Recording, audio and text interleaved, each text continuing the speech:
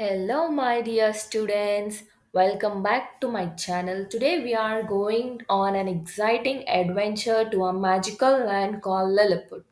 This story is from Jonathan Swift's famous book Gulliver's Travel.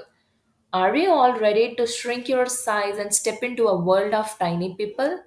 Let's begin. The narrator says he was the youngest of five brothers. His family could not afford to keep him in school after he turned 17, so he had to leave the school. It was then he decided that he should become a sailor. So he joined a ship called Antelope, which was going to the South Seas. The ship left from Bristol in May 1700. During the early part of their journey, the weather was good, but as they sailed towards the East Indies, a huge storm hit the ship. The sea was rough, and controlling the ship became very difficult. 12 sailors died because of overwork and lack of proper food. Strong winds pushed the ship off its course and they ended up near the Van Diemen's Land. The next morning, heavy rains made the ship hit rock and sink. Only six crew members escaped in a lifeboat, but even that boat turned over in the strong storm. The narrator did not know what happened to the others, but he survived. The narrator floated in the water thinking he would die. Suddenly, his feet touched the ground, and then he realized he could stand. He walked a long distance until he reached dry land. Then, completely tired and weak, he lay down on the soft grass and fell into a deep sleep. When he woke up in the daylight, he could not move. He found that his hands, legs, and even his long hair were tied to the ground with the tiny strings. Many strings were stretched across his whole body, holding him tightly. He wrapped and unable to get up. Gulliver lay on his back and could only look up at the sky.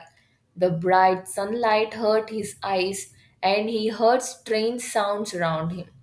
He suddenly felt something climbing on his foot and moving up his body. When it reached his face, he looked down and was shocked to see a tiny man, only 6 inches tall, dressed like a soldier. Soon, about 40 more tiny men climbed onto him and stayed at his feet. Surprised and scared, Gulliver screamed loudly. The little man ran away, and some got hurt while jumping off his body. One brave little man climbed the back and shouted something loudly, and the others repeated his words. But Gulliver could not understand their language. Gulliver tried very hard and managed to break the strings holding one of his arms. When he raised his head, some of his hair got pulled out and it hurt. He reached out to catch the little man but were very too fast. Suddenly he felt sharp pricks on his hand. The tiny men were shooting small arrows at him. The arrows were as small as pins, but they hit his face. They were very painful. Afraid that an arrow might injure his eye, he covered his face with his hands. Gulliver decided that the smallest thing to do was to just lie until night. Then he could easily escape. He felt that nothing to fear from such tiny people. But his plan did not work. Seeing the Gulliver stopped moving, the little man stopped shooting arrows. The noise around him increased, which showed the even more tiny people have arrived. Gulliver heard a sound near his ears and turned to see the little man building a platform around 18 inches height. Four tiny men climbed on it. One of them looked older and more important and wore a beautiful cloak that was carried behind him by a small boy. The important looking man spoke loudly. Immediately, many tiny people gathered near Gulliver's head and cut the string that were holding his hair.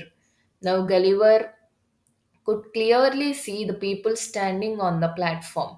The man in the cloak, who seemed to be their leader, gave a long speech.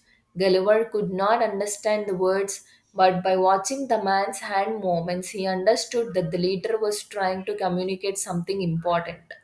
The little leader continued speaking and using gestures like a sign language. Gulliver understood that the leader was warning him.